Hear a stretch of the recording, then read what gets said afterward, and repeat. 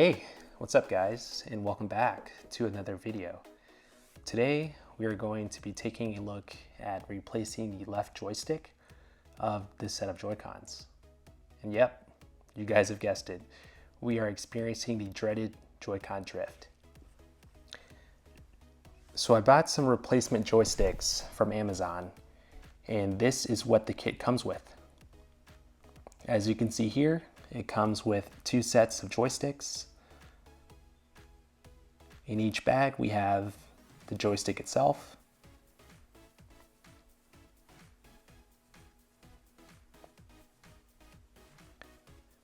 we also have some joystick covers, which are actually pretty nice. I'm gonna put this on so you guys can take a look at it.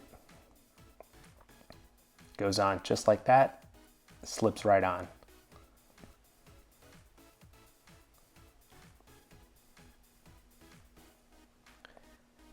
Also in the bag, you get 2 replacement Joy-Con shell screws in black.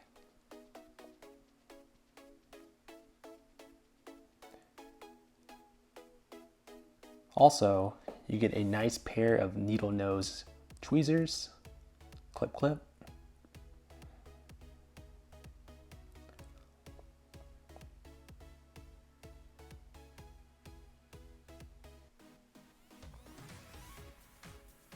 You also get 2 screwdrivers. This one here is a 00 tri-wing screwdriver. This one here is a 2.0 Phillips head screwdriver. And you also get 2 plastic prying pieces, one that looks like a small guitar pick, and also a green prying tool.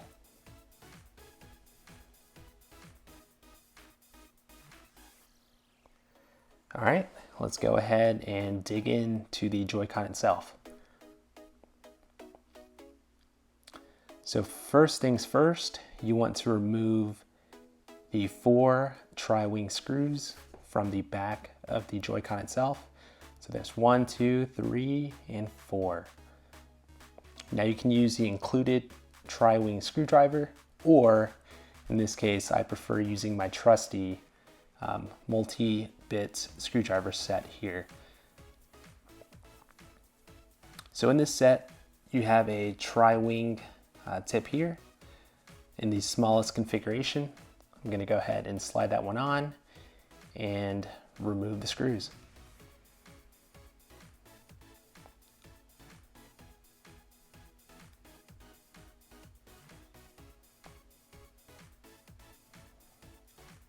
So after you remove them, place them off to the side. Make sure you don't lose them. I would try to group them if at all possible.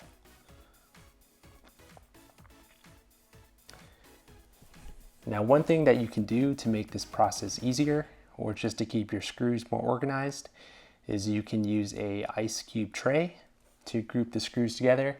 Then that way they won't go, flying off like this one just did.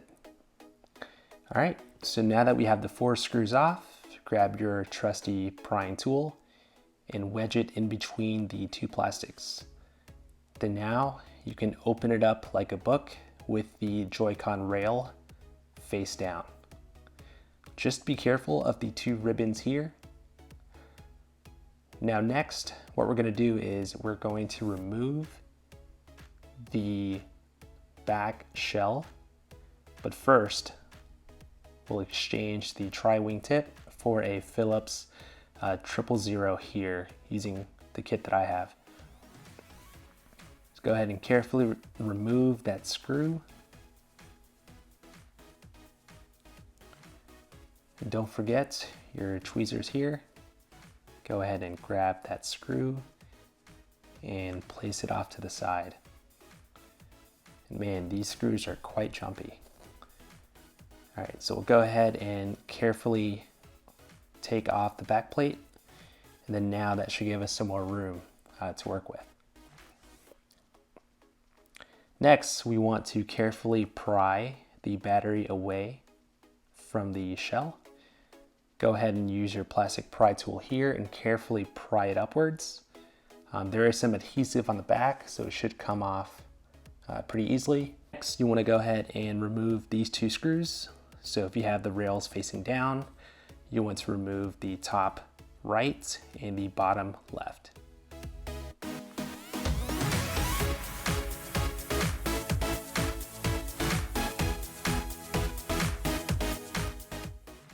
There's also a screw off to the right above the rumble module. Go ahead and remove that as well.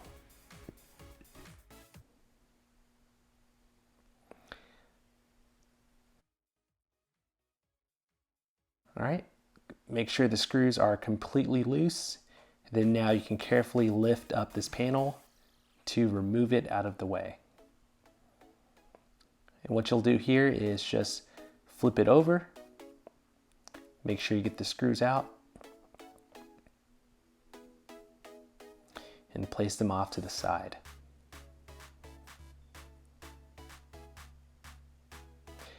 Here I made a quick post-it note here to denote the short versus long screws. The first screw that we removed that was holding the back plate was a short screw. Everything else after that point has been a long screw. Next, you want to locate the two screws that are holding down the joystick.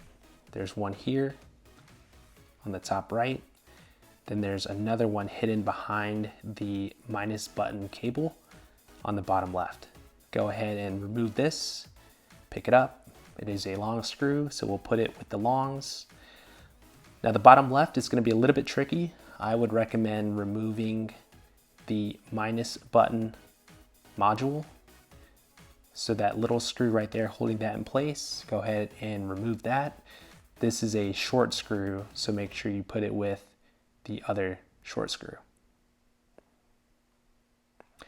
Now you can carefully navigate around that cable now that the module is loose, and you can remove the last screw that is holding the joystick down. Go ahead and use your tweezers again to take that out and put them with the longs. Now with the Joycon free, you can carefully remove or move the ribbon cable and pull the joystick away from the board. Now as you're doing that, just be careful, just loosen it slightly first. And then now as you have it loosened, you want to use your plastic prying tool and disconnect the ribbon lock here that's holding the joystick in place. Next, you can wiggle it out and now it's free. I'm free, I'm free. So here we have the stock on the left and the replacement on the right. Go ahead and put the stock one away, and we'll put the replacement back in the same way we took it out. Go ahead and stick the joystick through first. Make sure you navigate around that cable.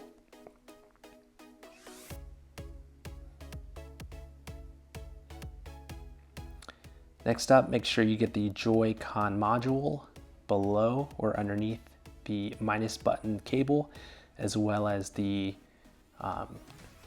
ZL button cable. And then now you'll use the tweezers again to carefully insert the ribbon back into its place and use your plastic tool to push down the lock mechanism. Now that you have the cable connected, you can screw the joystick down in place using the two long screws that we removed before.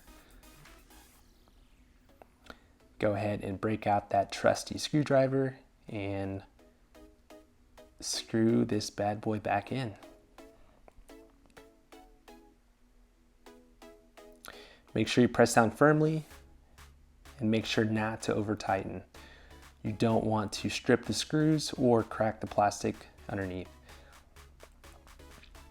Take that second long screw and tighten down the remaining screw holding down the joystick. And again, with that module being loose, it's going to enable us to navigate around the ribbon cable to screw it in.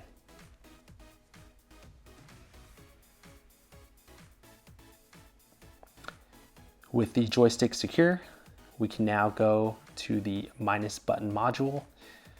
Make sure the button is aligned. Make sure you can feel it from the other side. Turn it over if you need to, but just be careful. Take a short screw that we removed and tighten that minus button module back down. So press down firmly. Make sure the minus button can be felt from the other side and tighten it down. And again, be careful not to over tighten.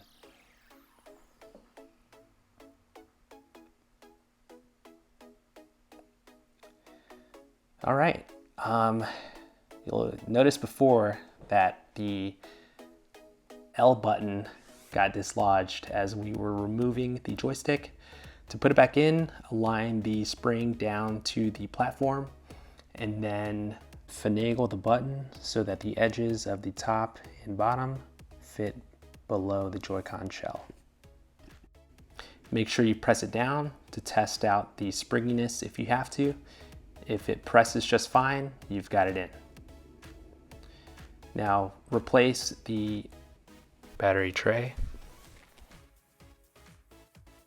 Hold it into place and screw down the 3 long screws here.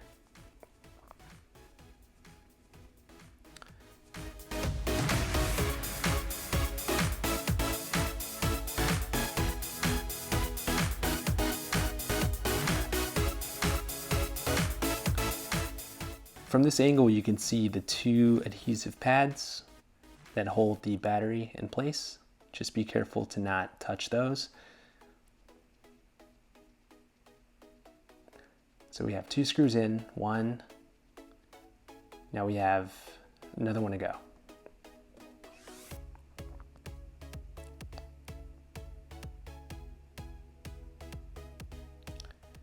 And again, make sure to not over tighten, but press down firmly to ensure that it goes into place. Now double check the buttons. If everything looks good, go ahead and flip that battery back over and make sure it's in this orientation and press it down firmly to attach it to the adhesive.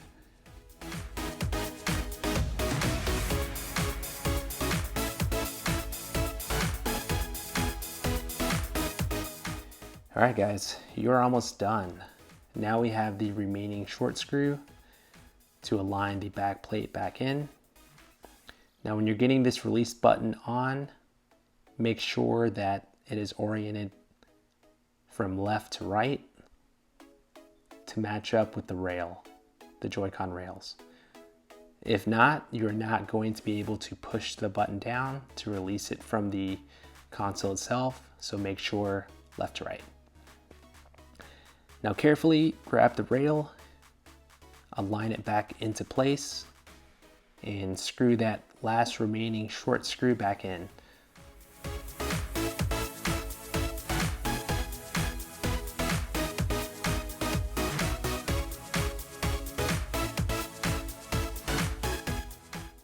Make sure not to over tighten, and once you have it back in, you can carefully close it back up like a book.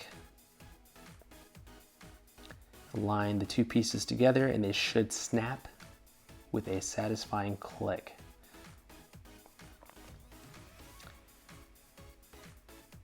And at this point, I would put it back on to the switch to test out the buttons.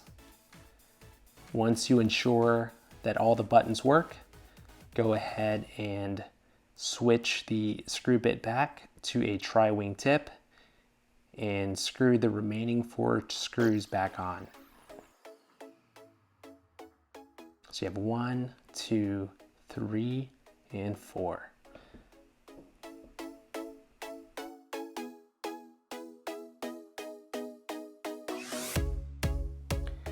Now what I like to do here is to put these screws back on in an X pattern And what that will do is it will ensure that you're putting equal pressure when screwing these screws back in. You don't want to put too much pressure on one side. This way it helps to distribute the load. All right, with the last screw in, you should be good to go.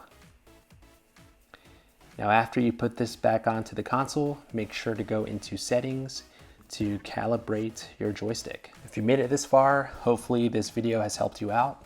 Thanks for watching, and please like and subscribe.